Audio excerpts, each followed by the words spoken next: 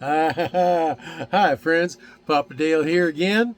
We are continuing our series of Christ versus culture. Scripture says in 1 John 2:15, "Love not the world, neither the things that are in the world. If any man loves the world, the love of the Father is not in him." And what that's talking about is the culture of the world, not the beautiful things that God has created, even though they might be sin stained at this point. But the culture of the world, love not that. And what love means there is prefer. Prefer Christ over everything. That's the point. This is one of literally hundreds of videos in this series, Christ versus Culture, that are being planned. They're based on articles that I've written over the years.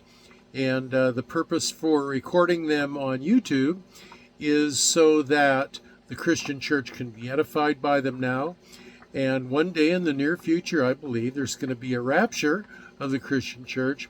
A lot of people will be left behind, and they'll be wondering, what is this Bible thing all about? And these videos can be a body of content that the Holy Spirit can direct them to and help them out. Who am I? I'm Papa Dale. I'm a retired pastor, teacher, theologian, chaplain, Christian ed director, businessman. I'm old, so I've done a lot of things in my 50 plus years of service to the Lord Jesus Christ. So you can find out more about me on the YouTube video that I've done, Papa Dale Intro, video number 0 in any of the Bible-related playlists on my YouTube channel. Anyway, today's topic is the will of the Father. Lots of people ask, well, what is the will of God? Well, how can I know the will of God for me? Well, there is a way to know the will of God, and the basic will of God, there is a basic overarching will of God.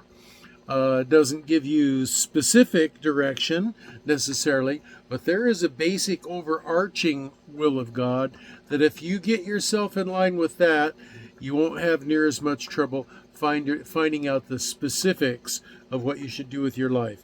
So let's look at that. What is the will of God? The will of the Father.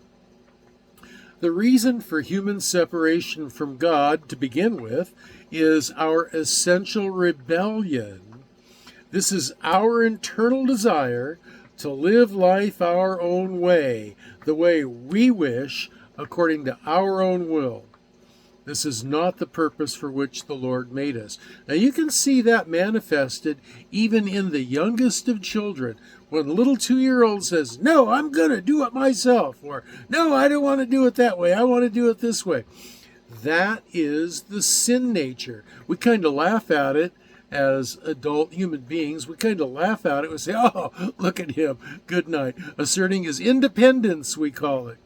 But in reality, what that is the manifestation of rebellion.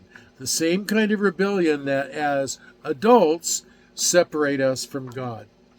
The mental state, the spiritual desire of most people who claim the name Christian is this. They want the blessing of eternal association with God, perhaps like a groupie hanging out in the entourage of a rock star, or they're looking to escape eternal hell, or both. But once again, this is not why Yahweh made us. Our purpose, the purpose for which we are made, is to be so integrated with the Holy Spirit that we become one with Him. John 17:22-23. Our will reflects His will. Our desires reflect His desire. We become synchronized in our spirits, our spirit and His spirit. We become so in harmony and so synchronized that we are essentially one. You see, God created everything, and then He gave Adam the empowerment to organize the creation and have authority to rule over it. This authority was a sub-authority underneath His overarching authority. This ability was not a gift given in isolation from its giver. Adam was not to become an autonomous, self-directed person. He was to function as a subordinate to the Lord, submitted to Christ, as one so integrated with his Creator that his thoughts were the Lord's thoughts and his desires were the Lord's desires. Now, we can see this same desire in the heart of every good father who wants to have a son that reflects him. Every good father wants to raise a son who shares his own values, who shares his character, who shares his morality, his understanding of the way the world works. That's what good fathers want for their sons. And that's what God wants for us.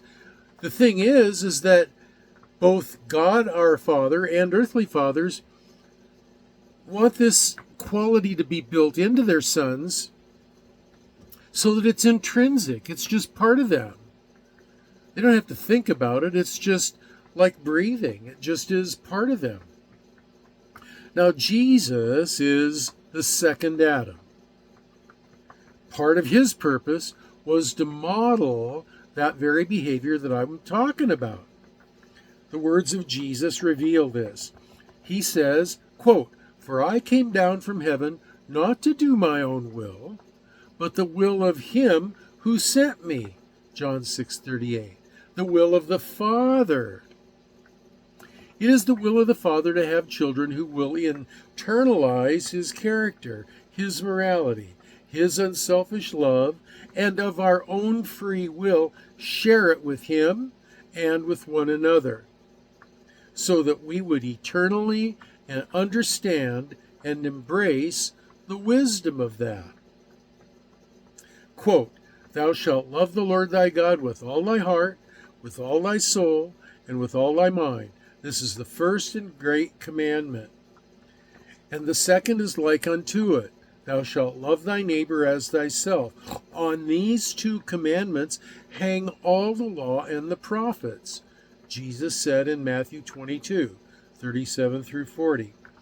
And then he goes on to say in John 13:34, "A new commandment I give unto you, that you love one another as I have loved you, that you also love one another."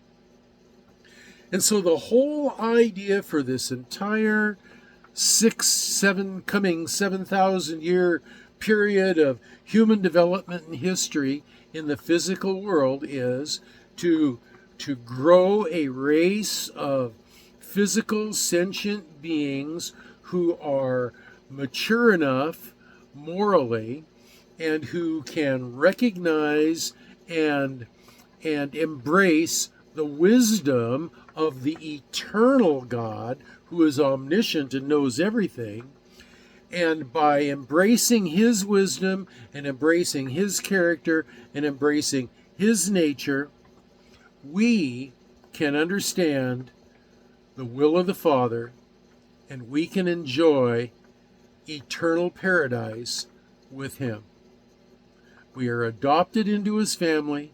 We are one of his children forever. So those are my comments on that topic. If you have comments, questions, or prayer requests, you can add them down below. If they're really long, go to my Facebook page. The link for that is down below also. And you can reach me there. And the lesson notes for this study, there's a link to those as well down below. So the next video, I don't know what it is. I never do. Holy Spirit leads, the Holy Spirit directs. But I do know this. As Papa Dale signs out, which is what I'm going to do right now, I'm telling you, I am going to be praying for you that you will be well and that you'll be blessed.